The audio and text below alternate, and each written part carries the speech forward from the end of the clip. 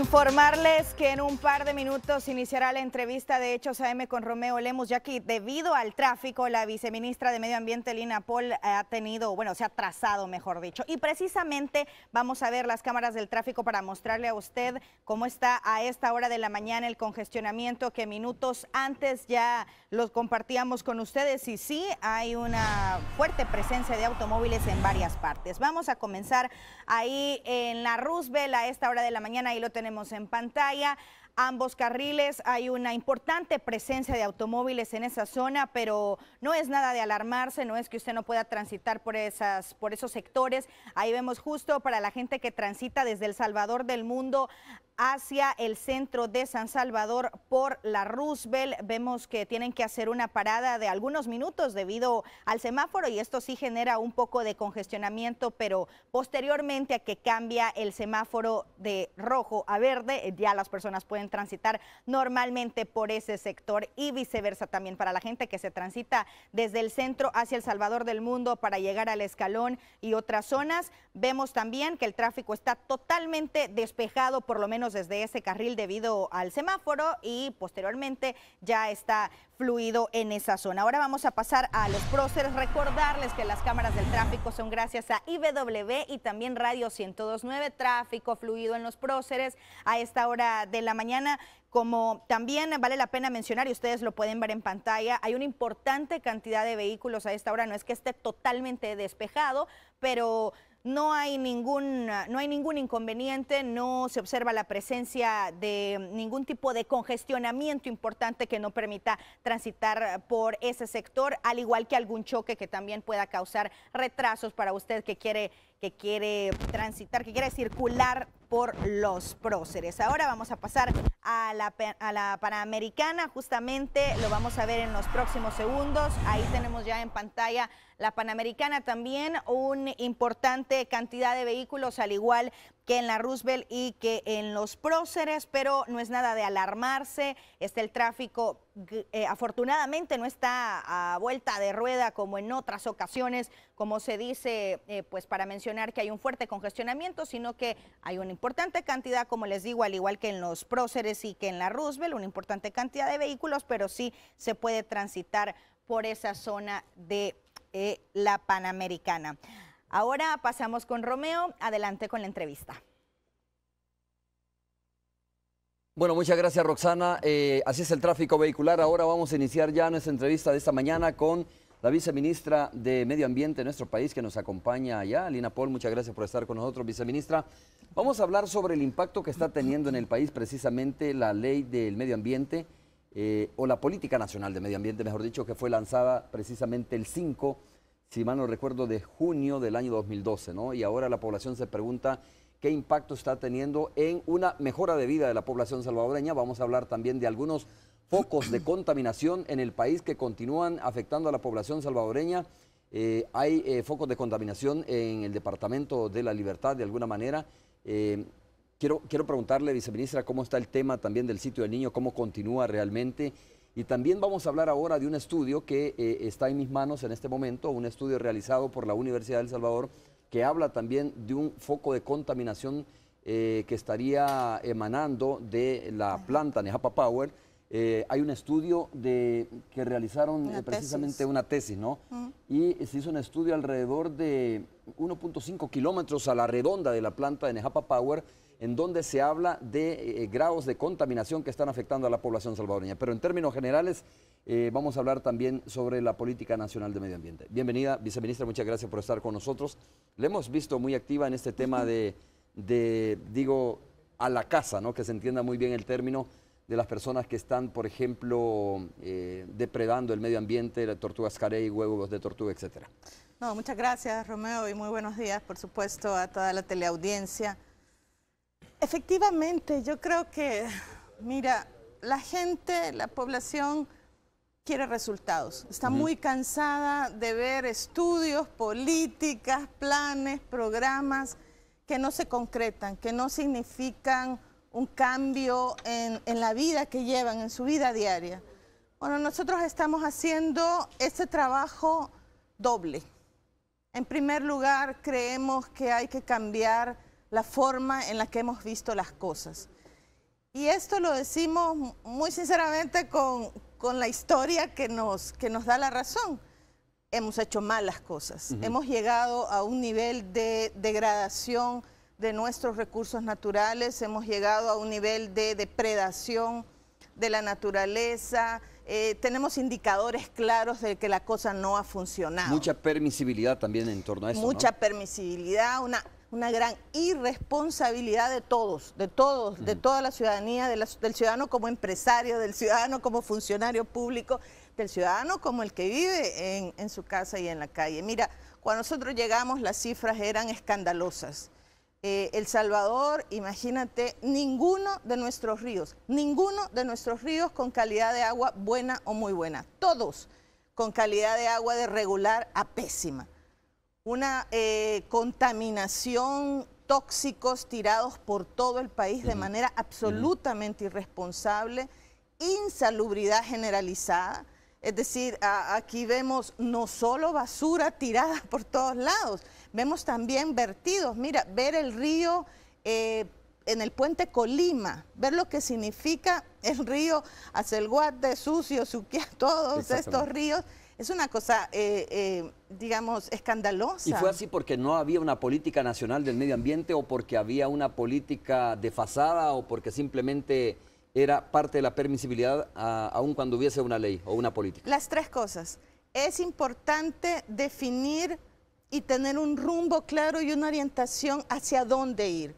Hasta que nosotros llegamos, el Ministerio de Medio Ambiente era un ministerio que se ocupaba de dar los permisos ambientales y de proteger las áreas naturales, que son menos del 1% del territorio. Lo que pasaba en el 99% del territorio era más o menos irrelevante. Bueno, esto ha cambiado. Había que tener un rumbo, definir los elementos claves, cuáles son las problemáticas en las cuales queremos enfocarnos y sobre eso definir algunas acciones. Y lo más importante es cambiar los paradigmas. Para darte un ejemplo, si nosotros decimos que queremos sanear el país, siempre hasta ahora hemos visto que se decía se necesitan grandes inversiones, enormes inversiones. Hay un estudio incluso que dice 3.500 millones de dólares para hacer plantas de tratamiento en todo el país. Bueno, eso no se puede, nunca se va a poder. Claro, no se tienen los recursos. No se tienen los recursos y un país como este no los va a tener. Y ante la falta de esos recursos, entonces, ¿qué acciones se deben tomar? Bueno, ese es el punto. Primero, y por eso es tan importante definir la Política Nacional de Medio Ambiente 2012, que es un giro, es un cambio, es una forma diferente de ver las cosas. Es decir, vamos a plantearnos el tema del saneamiento, pero de manera de que se pueda caminar hacia eso que queremos lograr, ¿verdad? Claro que se pueden hacer muchas cosas. Hay tecnología adecuada, hay tecnología de bajo costo que se puede utilizar, hay forma diferente, ya no estas conexiones enormes o estas plantas de tratamiento gigantescas para ciudades. Hay alternativas para hacer plantas de tratamiento, nosotros, digamos, colindantes, o sea, que sea en un espacio pequeño y alternativas más baratas. Lo estamos trabajando y ya tenemos propuestas con la Agencia de Protección Ambiental de los Estados Unidos. Es decir, hay soluciones de lo que se puede hacer. Fíjate que estamos trabajando un proyecto con la CEL para aprovechar esos vertidos que son sobre todo lo que contamina nuestros ríos, son sobre todo vertidos orgánicos, fósforo, nitrato, lo que sale de los agrotóxicos o de los agroquímicos, pero también lo que sale de nuestros baños y va directamente a esto. Y cómo utilizar esto para, al mismo tiempo de sanear, producir energía. Es decir, hay alternativas que este país puede ir trabajando para sanear el ambiente. Viceministra, usted dijo algo muy importante, ¿no? Primero hay que reconocer que se tiene un problema, que ha sido un problema que afecta a decenas de miles de salvadoreños y salvadoreñas, pero la gente, como usted dijo, se cansa de tantos estudios, de tantas declaraciones, y dice, necesitamos acciones. ¿Ya? Y entonces dice, bueno, ¿qué precedentes se han sentado o se van a sentar en el país para comenzar a decir, señores, aquí no se puede seguir contaminando, ¿no? Ahí tiene usted el ejemplo del sitio del Niño en Opico, La Libertad, donde hasta que los niños y niñas fueron afectados por el plomo, producto de la empresa que estaba instalada en ese lugar, se toma una acción directa, ¿no? Sí. Ahora mismo estamos hablando, y ya vamos a hablar más detenidamente de eso, de este estudio que se ha realizado, y no es el primero, no es el único estudio realizado por la Universidad del Salvador, por estudiantes de la universidad. Hay otro de la Universidad Luterana que habla precisamente de la contaminación que se está dando en torno a la planta Nejapa Power, y que es una irresponsabilidad, según se plantea.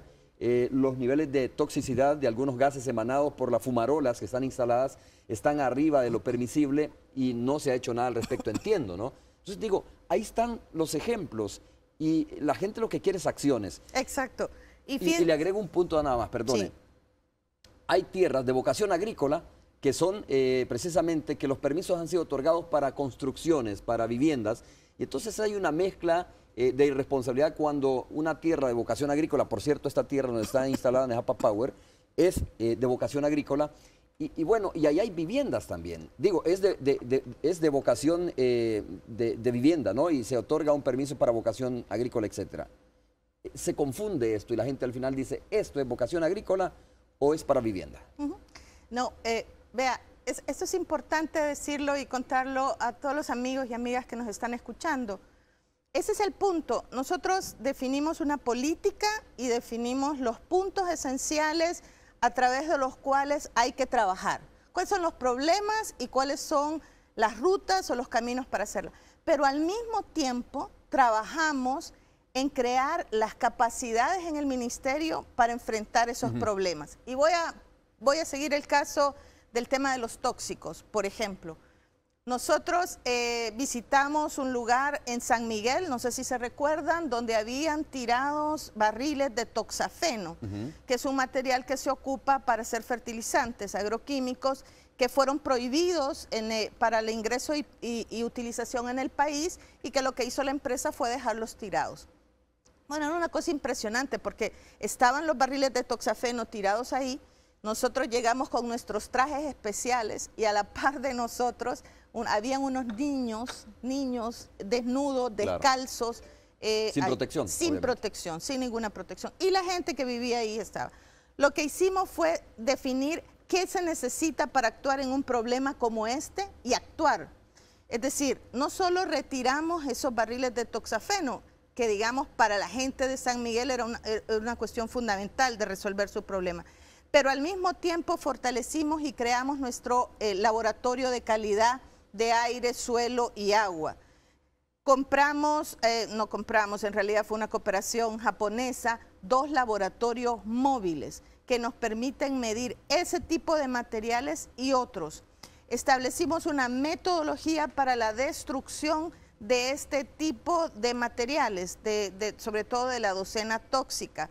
Esto significaba actuar con una empresa que hay acá, coprocesadora, que coprocesa, que es la cementera Holcim, que tiene un coprocesamiento, pero había que asegurarse de que esta cementera no generara mayores problemas al ambiente. Hicimos una auditoría y pusimos las emisiones de esta empresa en línea con el Ministerio de Medio Ambiente. A la vez, eso nos ha permitido que a partir de ahora todos los permisos ambientales de empresas como la Nejapa Power, como la Nemtex, como cualquier otra, tenga emisiones en línea con el Ministerio de Medio Ambiente para verificar que esas emisiones no generan daños al ambiente. Pero eso es de aquí hacia adelante, ¿no? Hacia atrás, obviamente, se ha cometido mucha irresponsabilidad, como ustedes efectivamente, pero y hacia atrás para atender esos problemas. Terminamos un estudio para definir cuáles eran los puntos del país donde habían esta clase de tóxicos y hemos iniciado el proceso de destrucción. Igual hemos hecho con Sitio del Niño. Nadie quería enfrentar ese problema. Hemos definido por primera vez el mecanismo de una emergencia ambiental. Hemos convocado a todas las instituciones del Estado. De manera que hoy este es un ministerio con equipo, con gente especializada y trabajando con una metodología para avanzar en la remediación de los sitios, y vamos a ir así en todos los lugares, con mucha más capacidad para enfrentar esto. Ahora sí podemos con nuestros laboratorios móviles, y ya lo estamos haciendo, yendo a hacer análisis de suelo a los alrededores de la Nejapa Power, y poder definir y poder definir si esto es cierto, si esto es así. Porque lo que no podemos como ministerio es basarnos en datos que no son los nuestros, que no están... Pero esos datos son una alerta, ¿no? Digo, una tesis de una universidad debe ser considerada como un documento muy serio. Por supuesto. En la medida que también hay supervisores o hay, digamos, un cuerpo de docentes que avala esa tesis. Por supuesto. De hecho, para ir al sitio del niño nos basamos en los estudios que el Ministerio de Salud había realizado a través de un laboratorio de Analab para hacerlo. Pero aún así, y con la seriedad que merece el Ministerio de Salud o la seriedad que merece una tesis de una universidad, el ministerio tiene que hacer sus propios estudios de manera de poder impulsar esto. Y termino diciendo, se cierra el ciclo, porque además, y esto quizá es una primicia para usted, ya en enero vamos a tener instalados los tribunales ambientales, que es una cosa extraordinaria. Eso cierra el ciclo. Ahora tenemos un espacio que además tiene una cosa extraordinaria, los tribunales ambientales, y es que los supuestos culpables, es decir, los que están en juicio, ellos tienen que presentar sus pruebas de descargo, ellos tienen que demostrar su inocencia. Son culpables hasta que no demuestran su inocencia. Ok, eso significa de que un habitante del sitio del niño que se sienta agraviado, que tenga las pruebas suficientes para poder demostrar, digo, que hay contaminación y que está resultando afectada su salud, va a poder acudir a estos tribunales. Y no solo eso. Y con el auxilio y el respaldo, me imagino, de instituciones, ¿no? Exacto. Va a tener a un Ministerio de Medio Ambiente con la capacidad de aportar pruebas. Que es lo que no se tenía antes. No se tenía equipo para medir el plomo en el suelo, por ejemplo. No se tenía un laboratorio para analizar estos estudios o estas pruebas, lo que significaba que tenía que pedir financiamiento para poder hacerlo. Entonces, esto es muy importante, cómo creamos las capacidades y al mismo tiempo cómo actuamos para que estas capacidades tengan algún resultado, la gente sienta que es un ministerio que está con ellos y al mismo tiempo cómo evitamos que esto suceda en el futuro. O sea, a ver, solo para recapitular, viceministra, sí tienen dos laboratorios, dice que pueden, que tienen móviles, la capacidad de realizar pruebas de qué tipo, de plomo. Y un laboratorio central, son pruebas de calidad de agua, aire y suelo, entre otras para medir plomo, pero hay para otras cosas. Viceministra, hablemos específicamente sobre cómo está el tema del sitio del niño, porque ahí hay muchas personas obviamente que nos deben estar viendo en este momento y que puede servir para ejemplo de otros lugares donde hay contaminación. Se habla también probable contaminación en el Bajo Lempa, ¿no? Usted recuerda que hay muchos casos ahí de insuficiencia renal y la gente se está preguntando también qué está pasando en este sitio. ¿Cómo va el tema del sitio del niño? ¿Cómo va el tema de, por ejemplo, de la escoria, ¿no? Que la gente quisiera ya que se retirara porque continúa siendo un peligro inminente el tema de la escoria que continúa en ese lugar y que no ha sido evacuada, por ejemplo. Mire, el tema del sitio del niño, como sabe, nosotros hemos llevado con mucha seriedad este caso y con mucha responsabilidad. Lo que hicimos en primer lugar, en cuanto llegamos al gobierno y que tuvimos una reunión con los líderes de este lugar para expresarnos su problemática, inmediatamente nos abocamos a los especialistas a nivel mundial en remediación de sitios. Esto es la Agencia de Protección Ambiental de los Estados Unidos, la EPA, por sus siglas en inglés.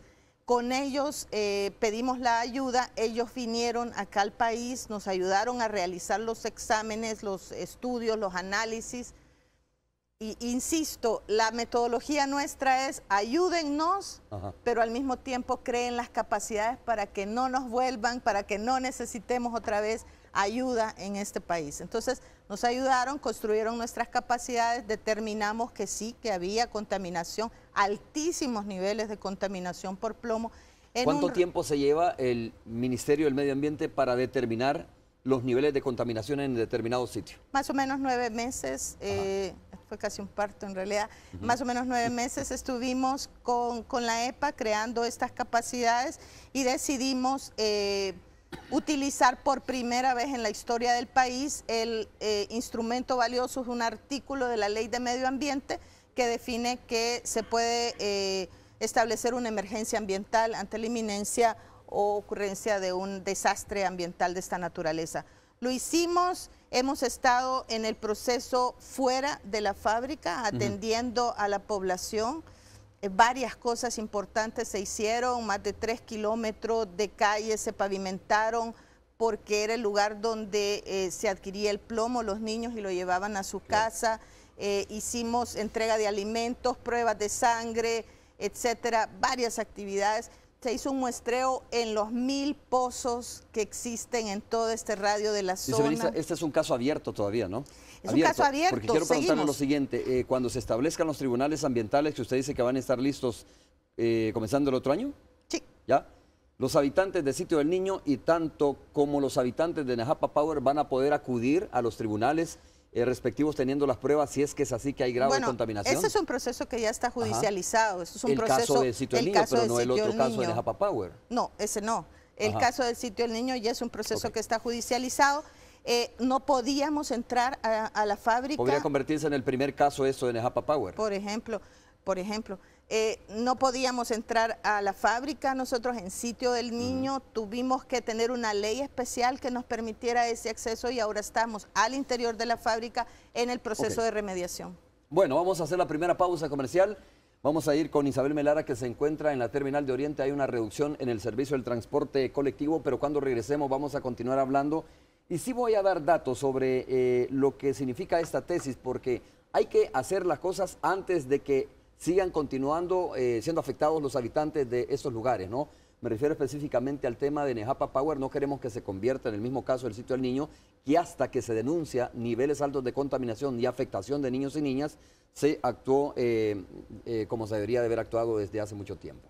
Isabel, adelante, te escuchamos. Buenos días, Romeo, también a tu invitada y a nuestros amables televidentes. Lamentables noticias para el usuario del transporte público, especialmente quienes están llegando desde Chalatenango hasta San Salvador y viceversa, porque esta mañana llegó a su segundo día de paralización por la denominada extorsión, la ruta 124, que hace su recorrido desde la zona de Chalatenango, Dulce Nombre de María, hasta San Salvador. Además de esto, esta mañana amanecieron también la ruta 125, la ruta 180 y la ruta 141, que vienen justamente de distintos puntos de Chalatenango hasta San Salvador. Tengo entendido que a tempranas horas de la mañana supuestos miembros de pandillas se subieron a una de las unidades y los amenazaron de muerte, tanto al motorista como el cobrador, y decidieron ya no salir desde Chalatenango. Solo logró llegar hasta esta zona una ruta de la 125.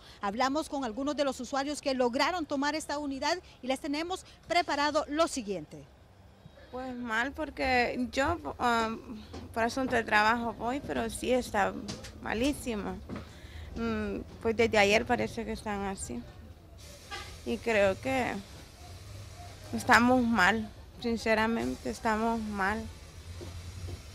Hay poca seguridad, ¿ha visto usted en las unidades? Pues eso siempre ha sido así, poca inseguridad, ¿verdad? Porque pues estamos siendo afectados en el transporte, como todo caro, y pues los muchachos, que supuestamente ellos, pero no se les puede echar tampoco a ellos la culpa, es la situación que estamos viviendo. Pues muy mal, creo que todos lo vemos de esa forma, ¿no? Porque nos afecta a todos y más que nada creo que a las personas que andan acá diariamente y a cada rato, ¿verdad?, manejando estas unidades. Pero nos afecta a todos porque los que desarrollamos nuestro trabajo viajando, ¿verdad?, sí, requerimos mucho del servicio. Hoy va directo, les han dicho. Sí, se supone. No, está bastante golpeado esto porque nos está afectando bastante, por lo menos en Chalate, pues, que venimos a hacer compritas aquí hasta San Salvador y ya nos perjudica bastante, pues, porque de esto sacamos el sustento diario nosotros y al no venir, entonces nos afecta a todos ahí, en lo que es el departamento de Chalate.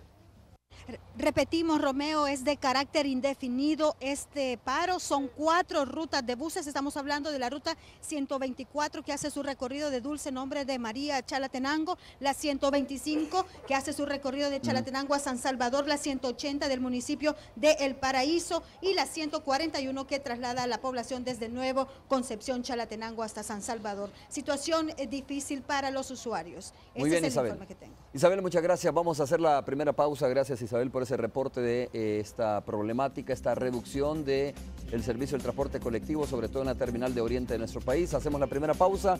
Regresamos en breve.